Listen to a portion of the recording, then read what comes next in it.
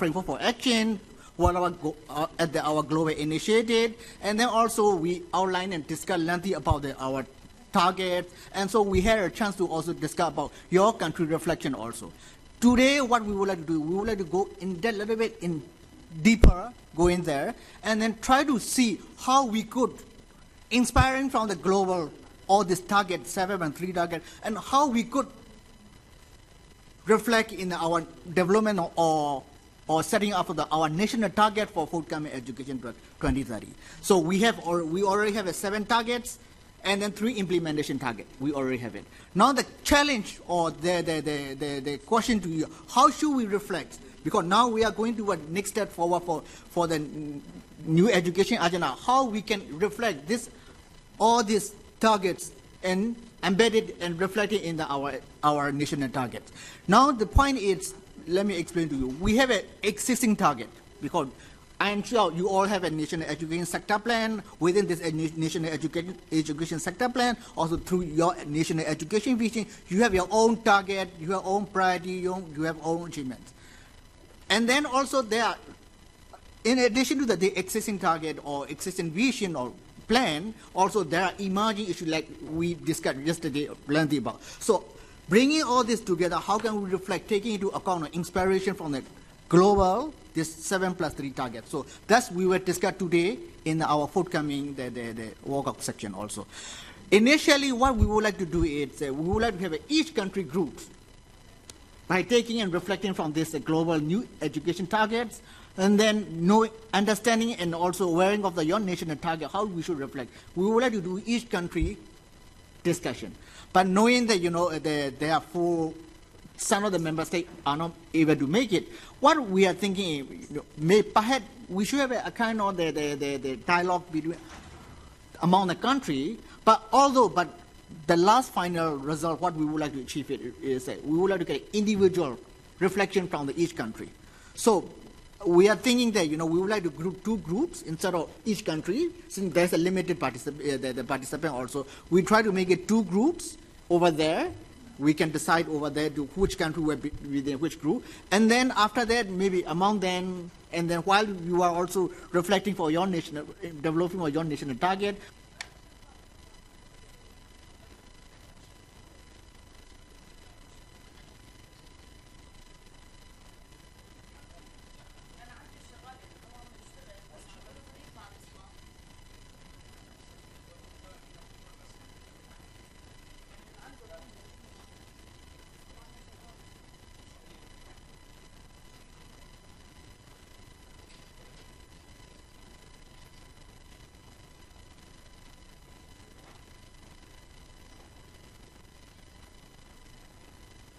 Our regional target also. That will lead to what development on the national MLD framework. So that's the idea, and then we shall start. I know that this discussion we shall start for we will go there to have a breakout section over there, and then it will be until I would say, and we plan to have it until 11. But if we have it, and then after 11 we have a coffee break. And then from 11 to 12:15, there's a plenary report back section. I don't think we need the 1-hour plenary report back sections. So what we would like to do is maybe we should have but the beauty is we should have more discussions. And then there's a great opportunity to meet for us and for the member state, you also. So let us continue until now to let's say 11:30. Then let's make it informal. We don't have a specific coffee break. Coffee will be there, right, for all? So we bring them, and then we will be participating and continue until 11:30. And then we come back here, and then each country try to present what the discussion of what's to find the follow-up and also finding or what you're thinking, so that everybody collectively we can hear and we can share and we can give the comments. What do you think, Fayal? Yeah. Assalamu alaikum. No, this is perfect. So I think what I understand is we are going to move to the next room. We will work in groups now. 2 countries will have an opportunity to pair up and work together so that there is a discussion on the targets. But however, the final product is going to be by country. So can we have a look at these guidelines? If you look at your folders, in section 5, there is a group work session template. In section 5 for the first group work. So we now have to decide, maybe go to the next room, start the, 2 countries will pair up, work together, but the final product will be by country. So Kuwait will provide the 7 targets and the 3 implementation strategies for Kuwait. Bahrain will do for your own country and so forth. But it is going to, but you can work in groups and discuss amongst yourself. So I think it is good that 2 country teams pair up, like one full country, from like Oman could pair up with another country. You can decide who you want to work with. Sorry? Result will be the by country. Result by country. Yes. Which is the country that will work alone? Because it's 5 countries. The 5th country here is UAE. Okay. They are for So we can have a pair with 3 countries and 2, 3 plus 2. And then, but the final report, then maybe each country team will require some time then to sit together towards the end and just prepare the targets for their own country. So you are welcome to have a discussion together first. Thank you for that. And one more clarification, what I would like to make is, although I would say that Who is here from UAE? Who is here from UAE?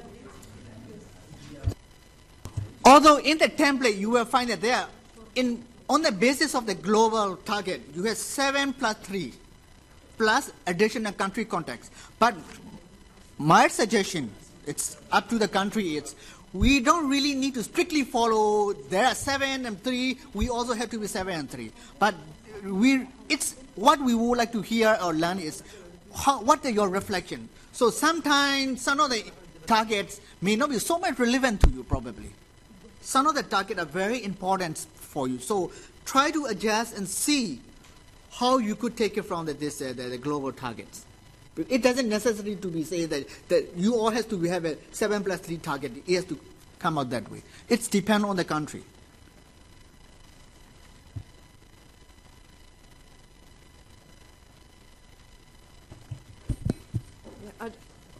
Good morning, everybody. Sabah al-khair. Reading the indicators, I had some comments, a little bit more maybe technicals and so on, but since you are the experts, I was wondering a few issues. For example, on the indicator for the target 4.4, which is actually the one dealing with TVET. Yes, by 2030, increase the percentage of the number of youth and adults who had relevant skills, including technical and vocational skill for employment, decent job, and entrepreneurship. And the indicator here is the percentage of youth or of adults with ICT skills by type of skills. Yeah. So I was wondering if, while this is an important indicator that gives you quantity, but it doesn't give you really quality. So would not be important to add of the kids, the youth that complete vocational schooling, how many of them go in a job that really matches with the studies that they have done. I think this is an important relation with the job market to understand if we, the government or a school system produce, I don't know, 100 or 1,000 skills in computer, whatever, and then instead you need someone in aeronautical or with different skills, and so you are able also to adapt your curricula to that. So matching to the job market, and I know there is other goals that are dealing with. I went yesterday through all the goals in the afternoon. And there are some that are dealing with labors and so on, but not necessarily they had this link between the education sector and the job market. And I think that may be, and this is coming up from all the discussion that we had with the member states, especially here, is our system really matching with our needs? and especially because of the import of foreign labors here. So it's an important maybe questions to reflect. I don't know. Yeah. This is it's personal. Then there is also in target 4.5, there is the people with special needs and kids with special needs. And they also talk about, you know, percentage of students in primary education and so on and so forth. And I wonder if also there we shouldn't look at percentage, for example, of resources that the government put at disposal for these people with special need to access educations, and the rate of enrollment maybe of these kids into the normal, you know, schools and not in the special needs schools. Then in target point 7 is quite interesting because they actually merge and look at culture and cultural diversity in education. And I had a reflection on this because I think that this is an extremely important subject, especially for this part of the world. When you have a higher percentage of population that is not native of the country. The fact that you maintain your, you know, your cultural identity and your roots, it's something that, at least in my vision, it's very important. And it has to start with the schooling system. So how to mainstream this kind of issues into the curricula and keep it. But when it comes to the indicators, here is percentage of 13-year-old student endorsing values and attitude promoting equality participation. How can you measure this? How can you measure values and attitudes?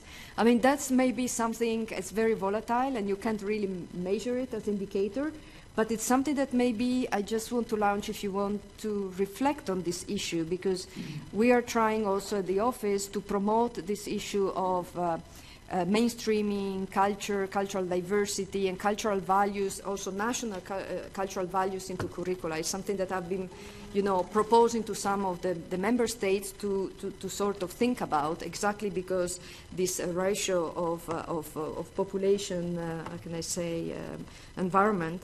So maybe that's something that you want to think about, and I'm just launching there. And then on the means on implementation, which is the 4.A, I didn't see anything that has to do more with infrastructures in schools, you know, drinking water, sanitation, and so on. I was wondering, disaster risk reduction practices in schooling has not been taken into consideration. So now how to prepare the schools for, you know,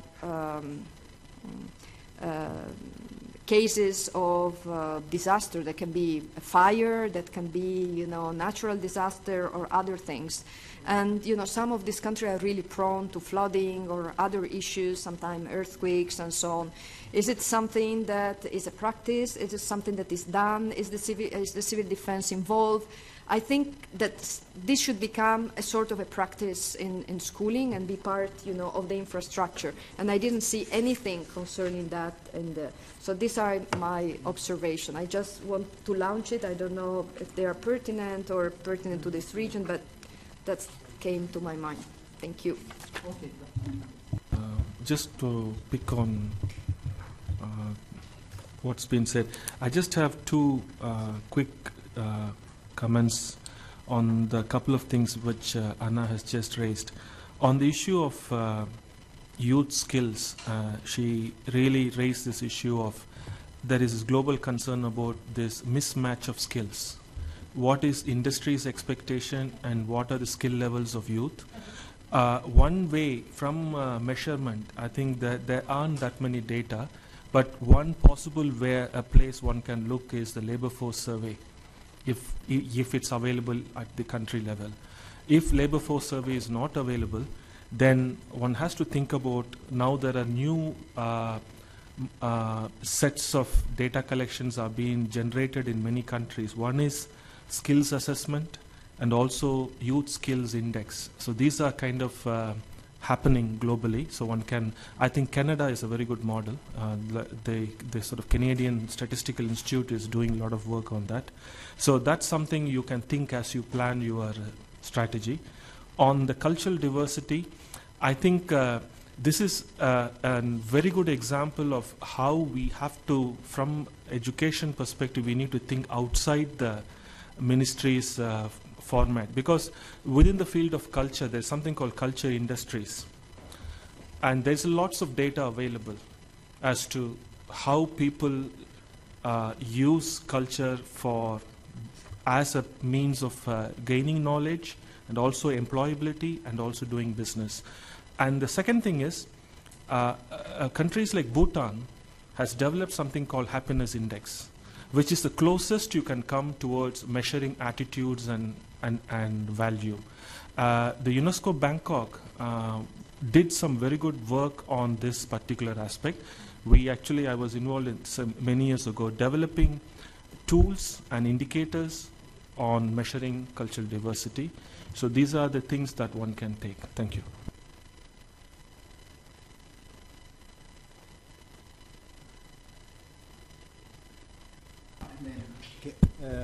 صباح الخير. Good morning. There are about 170 indicators, and there are many sectors covered. Here we are talking just about education. So the issues that concerns you raised, they are covered under employment, ILO, there is WHO about the disaster and health. So there are other sectors where most of the issues you raised, we can find them there. I think almost everything is covered. Now, the countries can think when they take all the goals and indicators as one package, how to link among them. It is a collaborative work. It is not sector-wise work. It's not Ministry of Education standalone, Ministry of Health. They have to work together. And about the labor and decent work for youth and the percentage of youth who find a job within their major or study, there are indicators about this. So they are covered already. Thank you. صباح الخير. Good morning. Regarding the issue of education, I always face in discussion regarding which education we are speaking, not to mix things together. We are speaking on the school education. In school education, we cannot graduate a person at age 18 for labor market unless he is well educated and skilled. هذه كلمة. There are general skills, technical skills. Employers looking for a 18 years employee, a school graduate, having soft skills, having general skills. Then he should be trained. He needs training. The partnership between the private sector and the public sector in the labor market is necessary when we speak about vocational or technical education. We go back to the old to the old system, which was the traditional vocational education since 10th grade. During the secondary school, you can graduate a good mechanic. And the labor market requires an electrician or a mechanic. This should be a part of the education, and it is measurable. What is mentioned by our colleague, he speaks about the index, the value. The curriculum gives the indicators, training of teachers, the school activities. All these give the indicator. To be accurate, we should focus on the things which comes under the responsibility of the Ministry of Education, not other parties, as we have no authority over them. Universities, we have no authority. Ministries of higher education, even they don't have authority over the universities. Universities work independently. Though let's speak on indicators and on schools. to see how each target has indicators expressing it in order to have harmony in our thinking. This is what I wanted to add. Thank you very much. Thank you, Anna and Pankaj, and also Anwar for raising the very important, pertinent point. Also for useful clarification. I think I would say this is the classic example of what I mean of technical toward political, or measurable toward inspirational. This is where we draw the line. I think this, because I'm sure now we are talking about the global level. I'm sure at the regional level and even national level, we all fit that kind of point and the issue also. So the point is regarding the indicator, we're going to have a dedicated section after this target section. We're going to discuss very lengthy about how, in relation with the targets, and then also the indicator, how we should link. But anyway, I fully support they agree with what Anna said. Although, as you said, other sector, labor or culture, they might include it, but we need to raise the point from our side also to ensure they are linked and they are not forget it also. So that's, again, also we're going to have a dedicated section the rest of the afternoon for this indicator. I'm sure we're going to have a very enriching discussion also. But now, from now to until 12, let us focus on having the national level, reflecting the global targets to a national level, and from there draw upon the regional target. So that's we are going to do that. So with this, if fail, so maybe we could bring them to our colleagues to the next row, we can have a further discussion. Sure. Yeah. So shall we move to the? Of the countries. Yeah. So we have it: Bahrain, Kuwait, Oman, Qatar, and UAE. So how we should be grouped? Although of course, there will be discussion and dialogue, but again, maybe we should come up with the each individual country's point. I would Yeah. say something. Yeah. Please. بننتقل للورشة هناك. Now we move to the workshop.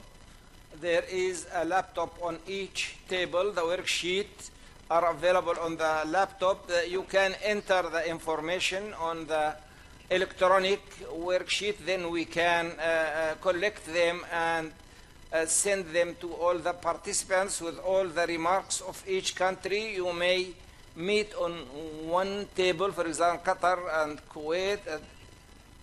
Then you can go on to separate tables. Then we can display our worksheets and see them either here or in the other room.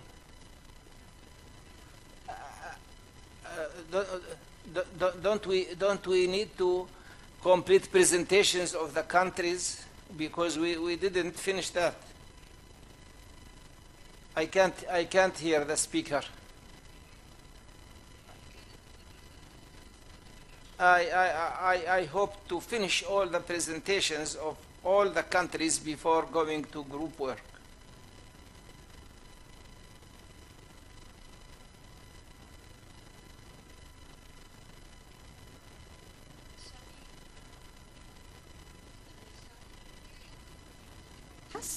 And UAE, Mahara had some remarks that she shared with us yesterday, but we are not making a presentation from UAE. So I think the country presentations are done. We had the 4 presentations from Bahrain, Kuwait, Qatar, and Oman, and that's it. Thank you. May I suggest that Oman works with Bahrain and Qatar works with Kuwait, and UAE team is welcome to join whichever group they want as the host country. Bahrain and Oman, and Kuwait and Qatar, and UAE with the